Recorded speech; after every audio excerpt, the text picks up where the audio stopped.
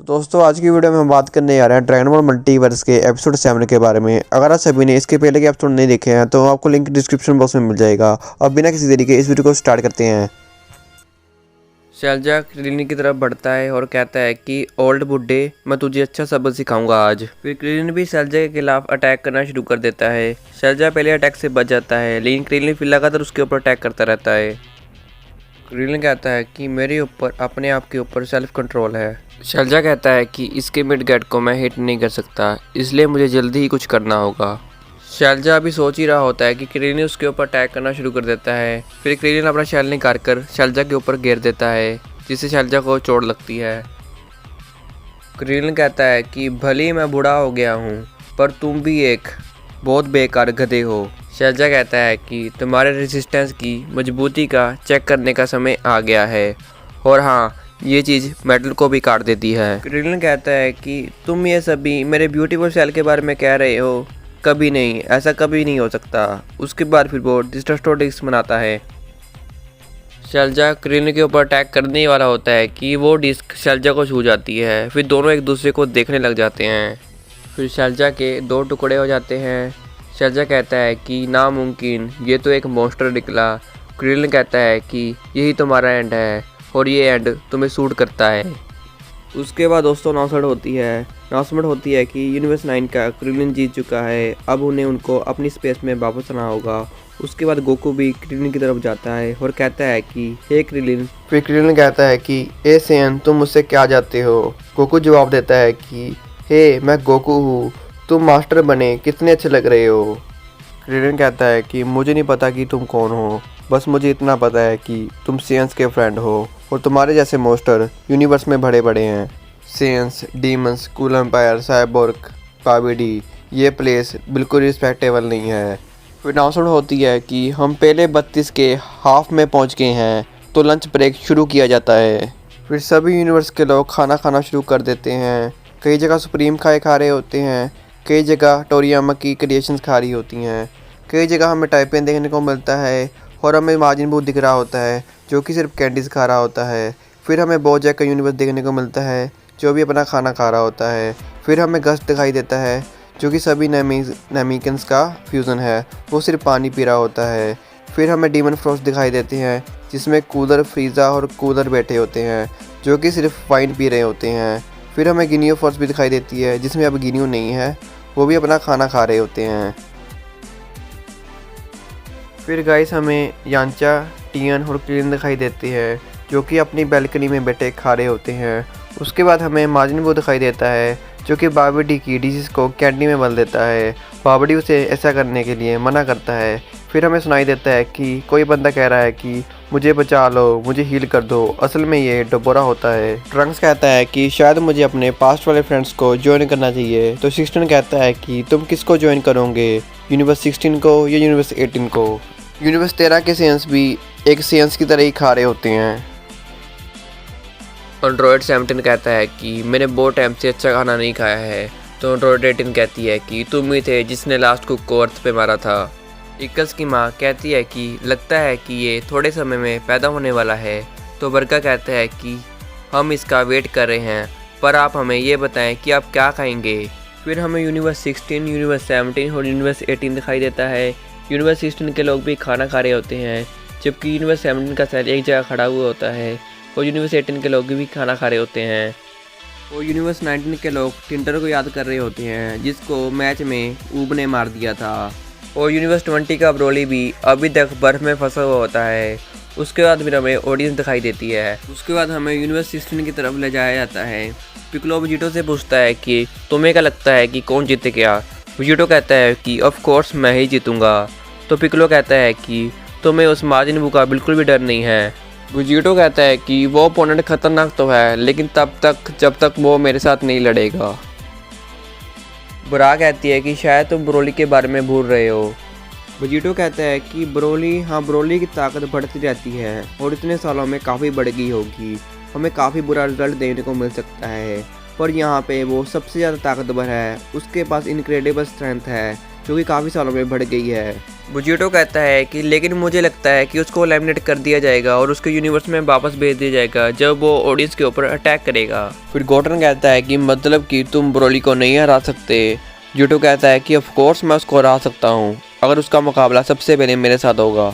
उसके बाद फिर अनाउंसमेंट होती है कि टूर्नामेंट 10 मिनट में स्टार्ट होने वाला है। अगली फाइट होगी यूनिवर्स 16 के वेजिटो के खिलाफ यूनिवर्स 20 के ब्रोली के बीच। ये सुनकर यूनिवर्स 16 के सभी पार्टिसिपेंट के मुंह में खाना फंस जाता है और सभी गिर जाते हैं। एक वर्गा दूसरे वर्गा को कहता है कि मैंने तुम्हें इसका नाम बताया था ना, इसका नाम ब्रोली है, पर तुमने तो अननोन फाइटर बोला था। फिर एक नामिक कहता है कि मैंने इसके बारे में सुना है कि इसको उठाना नहीं चाहिए, ये दूसरों के लिए काफ़ी डेंजर हो सकता है। फिर वो वर्गा नामिकन को कहता है कि कॉमन मास्टर नामिक, तुम्हारी स्पोर्ट स्पिरिट कहाँ चली गई? तुम्हें इतना भी नहीं पता, सिर्फ एक बटन दबाने से यूनिवर्स 20 के पार्टिसिपेंट वहाँ चले जाएंगे जहाँ से वो आए थे, बस एक बटन दबाने पे। फिर वो नामिकन उस वर्गा को एंग्री लुक देता है। गोकू कहता है कि जैसे कि हमने ब्रोली को देखा था कि उसकी पावर बढ़ती रहती है, तो शायद वेजिटो भी कुछ ना कर पाए। तो वेजिटा कहता है कि अगर वो जिंदा होगा तब। गोकू कहता है कि अगर सारी ऑडियंस मर जाएगी तो क्या ये टूर्नामेंट को कंटिन्यू करेंगे? वेजिटा कहता है कि सभी बच्चे भी मर जाएंगे। गोटन कहता है कि ये सभी तुम क्या कह रहे हो? वेजिटा कहता है कि हम बिल्कुल भी मजाक नहीं कर रहे हैं। गोकू कहता है कि ब्रा, पैन और विडल और जो भी यहाँ से जाना जाता है तो वो इस दरवाजे से स्पेक्टर विलेजर में जा सकता है और बच सकता है। गोहान कहता है कि ये जगह एक एंटी एनर्जी फील्ड से प्रोटेक्टेड है जहाँ पे तुम सभी बच सकते हो। पैन कहती है कि फिर तो हम कुछ भी नहीं देख पाएंगे। गोहान कहता है कि ये डिस्कशन यहाँ पे ख़त्म होती है, बस तुम सभी यहाँ से जा रहे हो। गोकू फिर वेजिटा से कहता है कि तुम यहाँ पे रुकोगे, तो वेजिटा कहता है कि तुम्हें क्या लग रहा है मैं हिल रहा हूँ। गोहान विडल से कहता है कि उसके ग्लासेस का ध्यान रखना। रेडिस कहता है कि फाइनली हम इन 2 मिस्टीरियस बंदों को लड़ते हुए देखेंगे। तो उसके बाद नापा कहता है कि पर मुझे ही लगता है कि जो आइस क्यूब में बंदा बैठा है वो उठ पाएगा। यूनिवर्स 13 का वेजिटा कहता है कि ये वेजिटो देखने में काफ़ी ओवर कॉन्फिडेंट लगता है और उसके फोरहेड में जो लॉक है उससे तो वो बिल्कुल ही अगली लगता है, वो देखने में कुछ भी नहीं है। और कैकरोट भी कहता है कि लुक वाइज तो हमें इसकी कोई चिंता करने की जरूरत ही नहीं है और जो इसके बैक में जो स्पाइक्स हैं वो भी बिल्कुल ही बेकार हैं। लुक वाइज तो ये कुछ भी नहीं है, इसमें कुछ भी अच्छा नहीं है। मतलब कि यार इन दोनों को बेचारों को पता ही नहीं है वेजिटो इन दोनों का ही फ्यूज़न है और ये वेजिटो की बुराई नहीं बल्कि अपनी बुराई कर रहे हैं। वर्गा एक नामिकन को कहता है जिसका नाम हीलर होता है, उससे वो कहता है कि क्या तुम अपनी पावर को यूज़ कर सकते हो और इसको इस बर्फ़ से आज़ाद कर सकते हो। हीलर फिर अपनी पावर को यूज़ करता है और ब्रोली के आसपास वाली बर्फ़ टूटना शुरू हो जाती है और जो वर्गा होता है वो कहता है कि मैंने इसकी पल्स चेक करी है, ये अभी ज़िंदा है। फिर वो बर्फ़ टूट जाती है और उस बर्फ़ में से एक हाथ आता है जो उस वर्गा को पकड़ लेता है। फिर थोड़ी देर में वो हाथ उस वर्गा को मसल के रख लेता है और उसकी जान चली जाती है। फिर ब्रोली पूरी तरह से आज़ाद हो जाता है। आज़ाद होने के बाद ब्रोली पूरी तरह से बेकाबू हो जाता है। गोकू कहता है कि अब ये शुरू हो गया है। उसके बाद बेकाबू ब्रोली बिन मतलब अपनी पावर को बढ़ाना शुरू कर देता है। उसकी पावर को देखकर सभी लोग कहते हैं कि इसकी पावर तो कितनी ज़्यादा है, जबकि ये अभी हाइबरनेशन से उठा है। वेजिटो भी सब देख रहा होता है और हंस रहा होता है। उसके बाद फिर ब्रोली पूरी तरह से पावर अप कर चुका होता है। पावर अप करने के बाद भी उसकी पावर फिर भी बढ़ती रहती है। उसके बाद फिर वो शैतान की तरह हंस रहा होता है, जबकि सभी लोग उससे डर रहे होते हैं। फिर एक वर्गा कहता है कि हमें इसको रोकना ही होगा, जबकि ब्रोली अपने हाथ में एक अटैक बनाता है और अपने चारों तरफ फेंक देता है। वो अटैक पहले ओडिस की तरफ जाता है, फिर वो अटैक केओशिन की तरफ जाता है। केओशिन उस अटैक से बच जाते हैं। फिर वो अटैक गोहान की तरफ जा रहा होता है। गोहान ब्रोली को देखकर कहता है कि ये बिल्कुल भी नहीं बदला है। फिर दोनों गोहान अपने यूनिवर्स को उस अटैक से बचा लेते हैं। फिर ब्रोली का की ब्लास्ट सेल की तरफ जाता है, लेकिन सेल अपनी जगह से बिल्कुल भी नहीं हिलता। फिर वो अटैक यूनिवर्स 6 की तरफ जाता है। यूनिवर्स 6 की लड़कियां कई जगह पे छुप जाती हैं, जबकि बोजैक उसकी आर्मी एक जगह खड़ी रहती है। ब्रोली का की ब्लास्ट फिर गस्ट की तरफ जाता है, लेकिन गस्ट उस अटैक से आसानी से बच जाता है। फिर ये अटैक जाता है माजिन बू की तरफ। माजिन बू भी बाबीडी को आसानी से बचा लेता है। उसके बाद ये अटैक जाता है यूनिवर्स 13 की सेंस की तरफ। यूनिवर्स 13 के सेंस भी इस अटैक से बच जाते हैं और फ्यूचर ट्रंक्स भी अपना बचाव कर लेता है। फ्यूचर ट्रंक्स कहता है कि देखते हैं कि अब क्या होता है।